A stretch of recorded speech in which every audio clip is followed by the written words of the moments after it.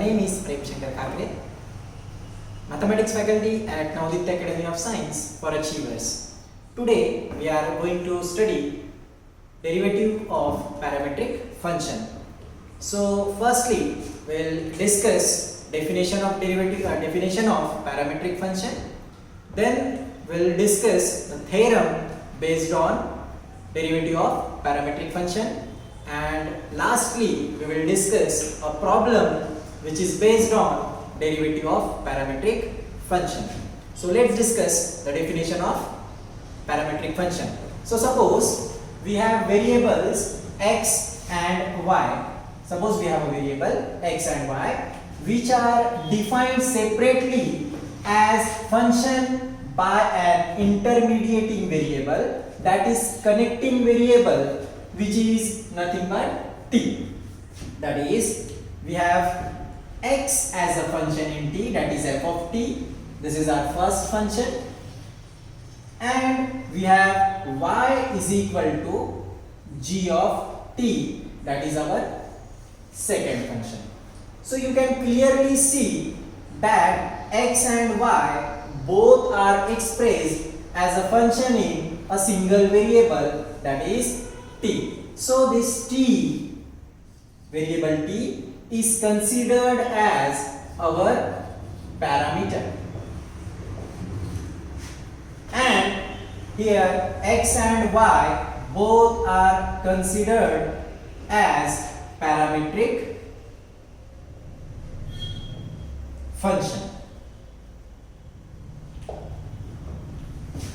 This t, variable t, is considered as a parameter because x is a function in t and y is also a function in t. This t connects the two functions, that is x and y. That's why this t was considered as a parameter, and such functions in which parameter arises are considered as parametric function. Now we'll discuss a theorem which is based on derivative of parametric function, and we will also discuss the proof of that particular theorem. So now we will study proof of derivative of parametric function. So here we have a theorem.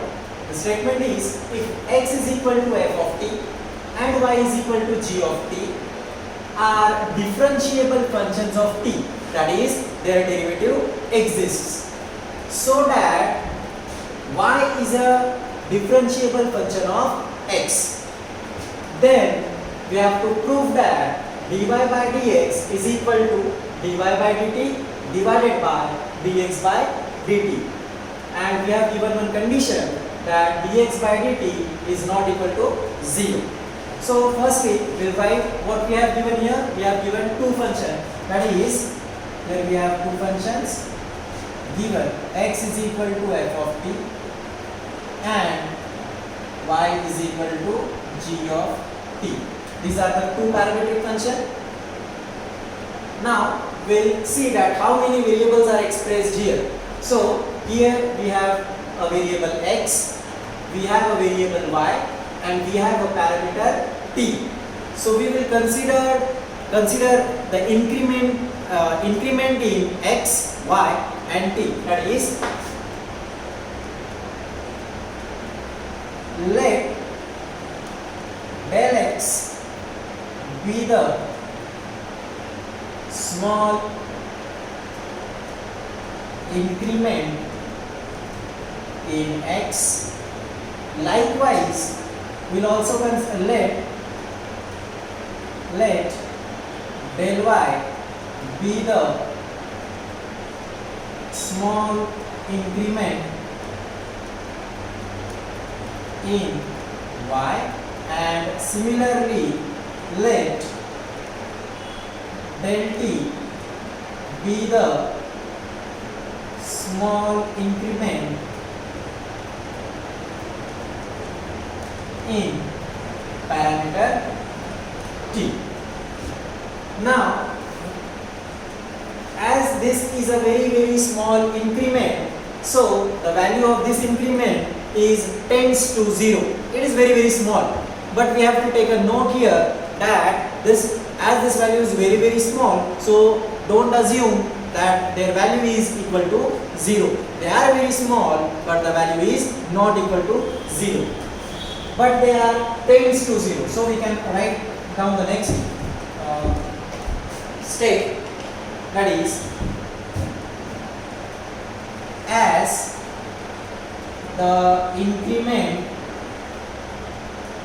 is very small, therefore del x tends to 0, del y tends to 0, and del t tends to 0. They tends to 0, but they are not equal to 0. Now we will consider the incrementary ratio of this particular statement. That is, in next step we will consider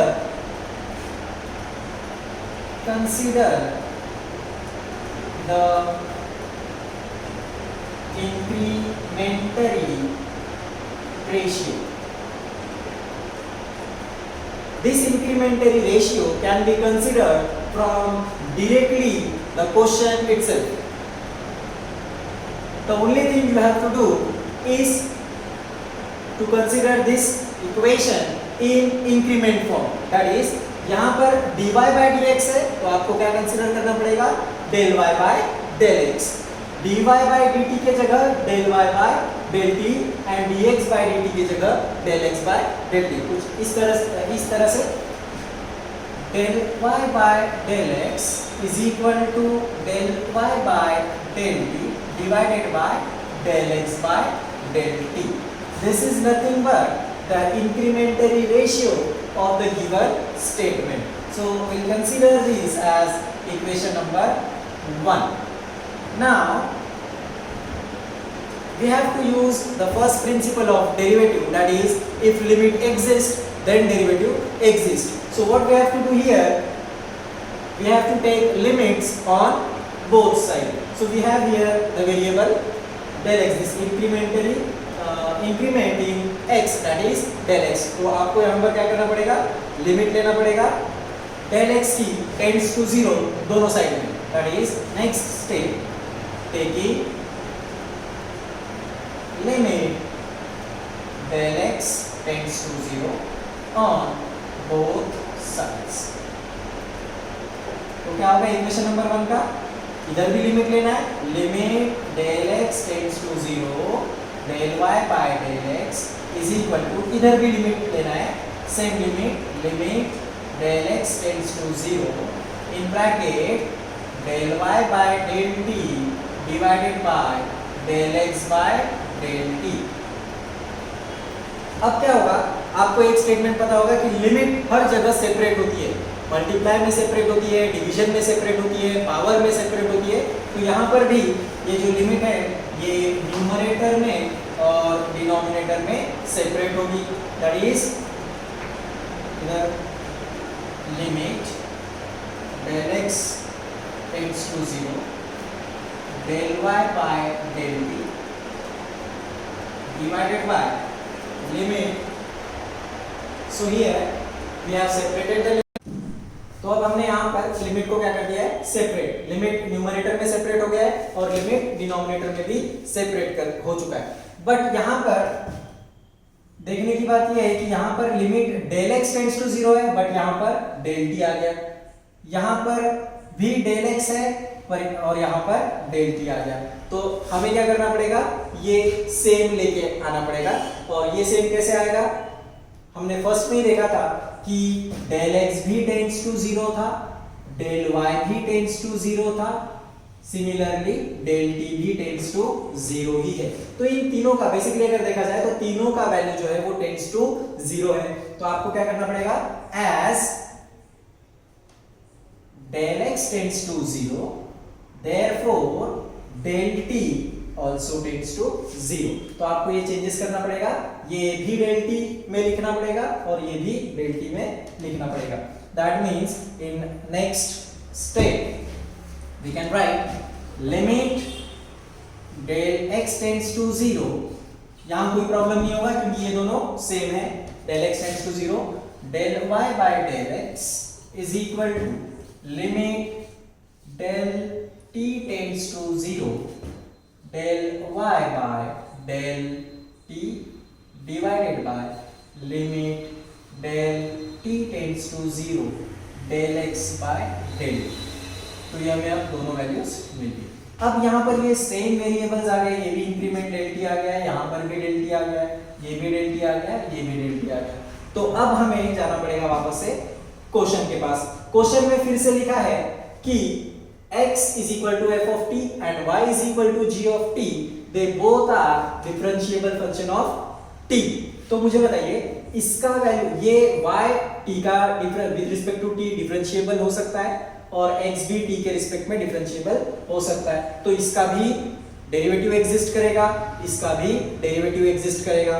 derivative exist करेगा तो उनकी कुछ value आएगी, तो हमें यहां पर लिखना पड़ेगा since x and y are differentiable functions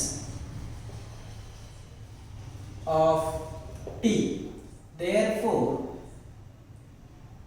limit del t tends to 0 del y by del t, ये पहले क्या करेगा, एग्जिस्ट करेगा, एग्जिस्ट्स। जब एग्जिस्ट करेगा तो उसकी कुछ वैल्यू आएगी और वो वैल्यू कितनी रहेगी, dy by dt। therefore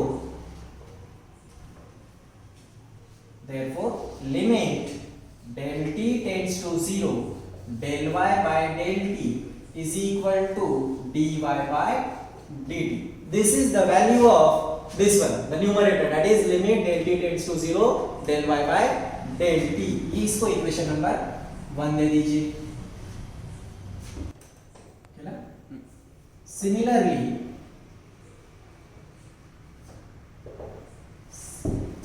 here x is also a differentiable function of t, that means इसका भी डेरिवेटिव, इसकी भी, ये भी क्या करेगा, एग्जिस्ट, और उसकी भी कुछ आएगी वैल्यू, और वैल्यू कितनी आएगी, dx by dt, that is limit del t tends to 0 limit del t tends to 0 del x by del t also exists।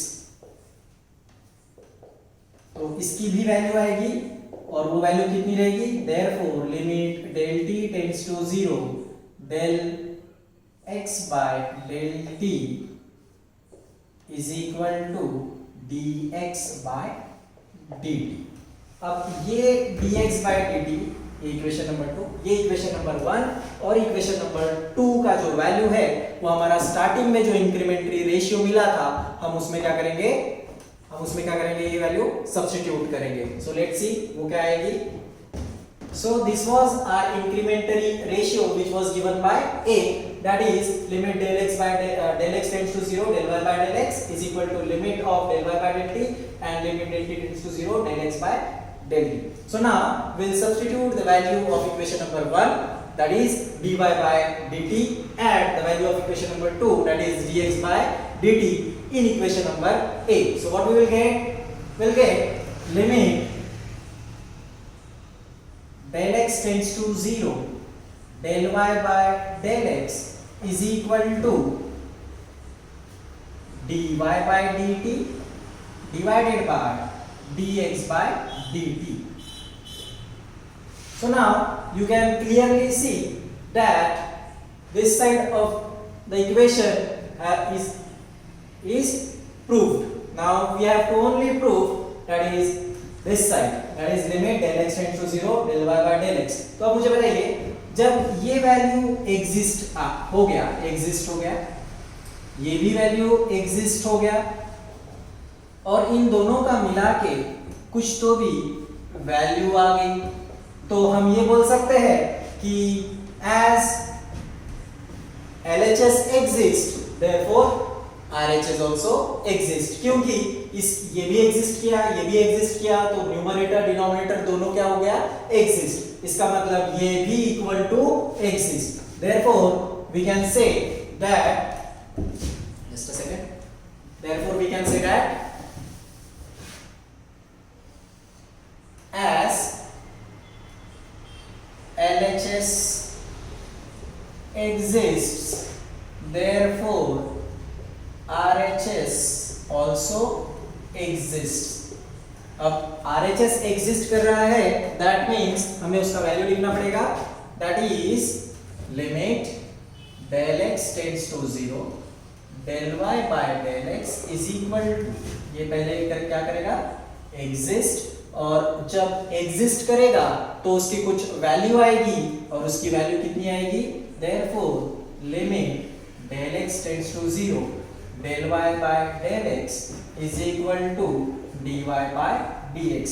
अब ये दोनों वैल्यू, अब ये वाला वैल्यू जो है ये हमें इस इक्वेशन में पुट करना है, तो हमें फाइनल आंसर मिलेगा that this implies dy by dx is equal to dy by dt divided by dx by dt।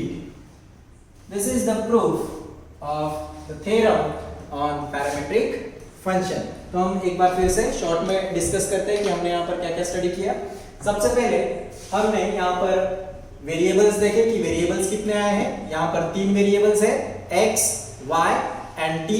हमने उसका इंक्रीमेंटरी फॉर्म लिया, इंक्रीमेंट लिया, जैसे x का इंक्रीमेंट del x, y का इंक्रीमेंट del y, t का इंक्रीमेंट del t। ये increment इतना छोटा था कि वो टेंड्स टू 0 था, बट वो इक्वल टू 0 नहीं था।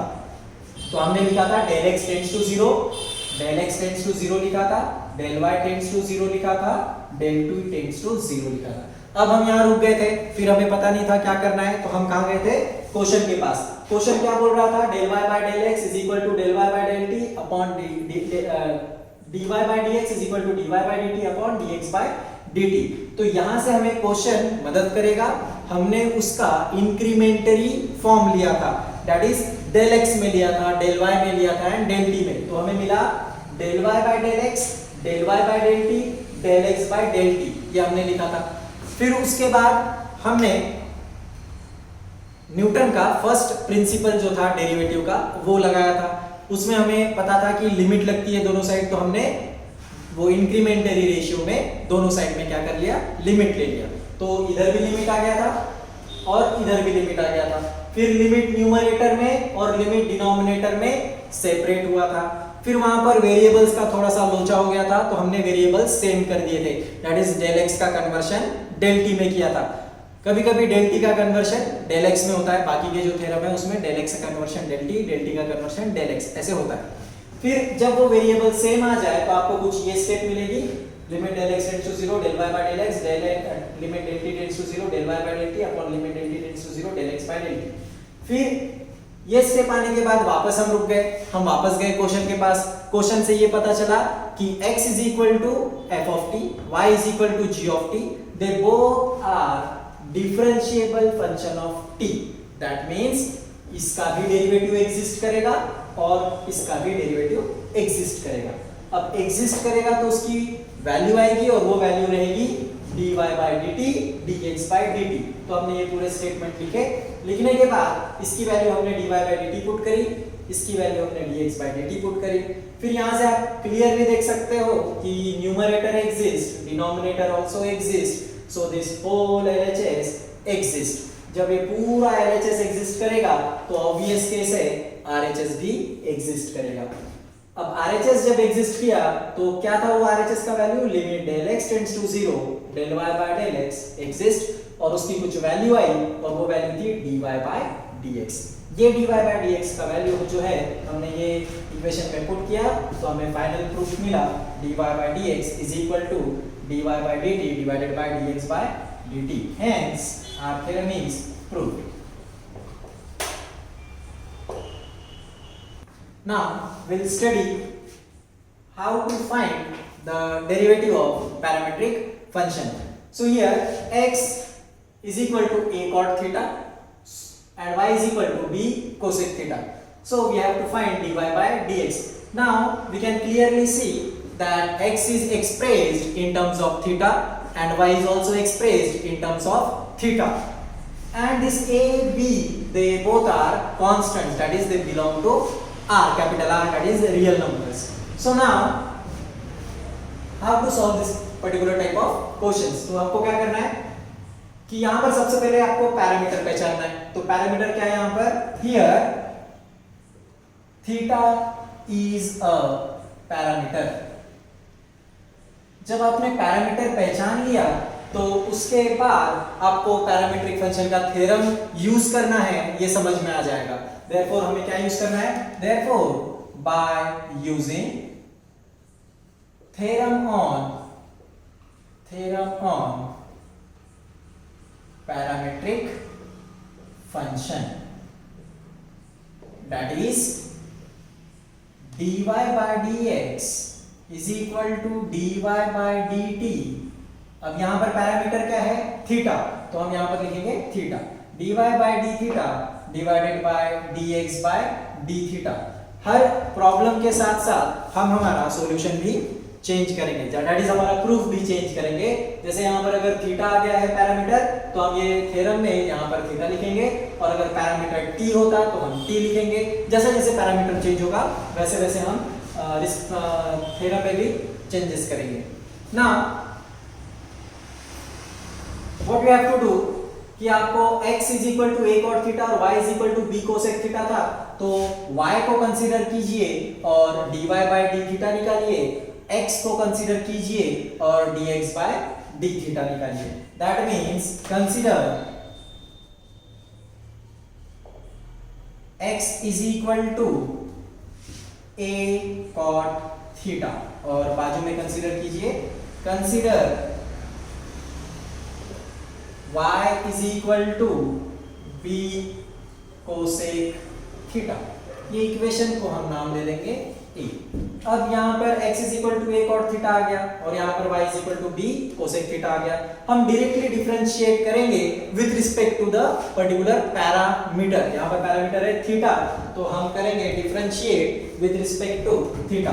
तो यहाँ पर आएगा differentiate with respect to theta, और यहाँ पर भी आएगा differentiate with respect to theta. क्या आएगा यहाँ पर? Derivative dx by d theta. a तो कांस्टेंट है तो डेरिवेटिव के बाहर आएगा, that is a d theta of cot theta, and here dy by d theta, b फिर से कांस्टेंट डेरिवेटिव के बाहर, और d theta of cosec theta. अब डेरिवेटिव ऑफ cot थीटा क्या होता है? माइनस कोसेक स्क्वायर थीटा, और कोसेक थीटा का डेरिवेटिव क्या रहेगा? Minus cosec theta into cot theta. That means अभी आपको यहां पर सिंपली डेरिवेटिव करना है, तो dx by d theta is equal to a into minus cosec square theta, और यहां पर आएगा dy by d theta is equal to b cosec theta का derivative minus cosec theta into cot theta. ये equation number 1 और ये equation number 2। अब आप अच्छे से क्लियरली देख सकते हो कि dx by d थीटा भी आ गया और dy by d थीटा भी आ गया। ये इक्वेशन नंबर 1 और इक्वेशन नंबर 2 की जो वैल्यू है आपको सिंपली इक्वेशन नंबर a में पुट करना है। तो अब ये इक्वेशन नंबर a की वैल्यू में हम ये दोनों वैल्यू पुट करेंगे। नाउ इक्वेशन नंबर a में इक्वेशन नंबर 1 और 2 का हमें वैल्यू पुट करना है। Therefore equation number a implies क्या होगा? dy by dx is equal to a का वैल्यू क्या आया था? इक्वेशन नंबर 1 का वैल्यू क्या आया था? b minus cosec theta into cot theta, और इक्वेशन नंबर दूसरे equation means dx by d theta का वैल्यू क्या आया था? a into minus cosec square theta. इसी को सॉल्व करके क्या आएगा?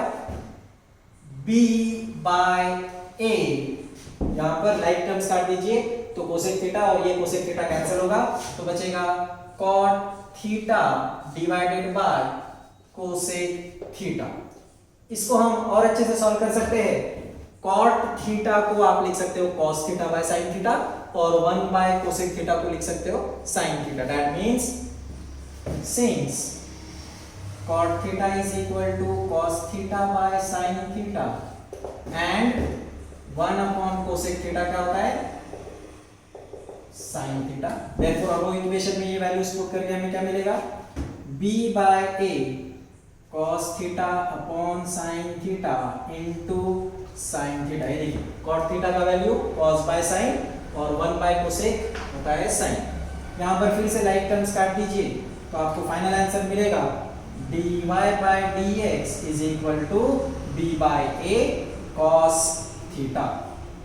so here हमने क्या निकाला यहाँ पर x is equal to a cot theta था, y is equal to b cosec theta था, तो हमने dy by dx का वैल्यू निकाल लिया। मेथड बहुत सिंपल थी, x को कंसीडर किया था, y को कंसीडर किया था, रिस्पेक्ट टू पैरामीटर हमने डेरिवेटिव निकाला और बाद में इक्वेशन नंबर ए में पुट कर दिया। So very easy. I hope so आप सभी को समझ में आया होगा और इफ कोई डाउट्स आते हैं so you can direct message me on WhatsApp. Thank you.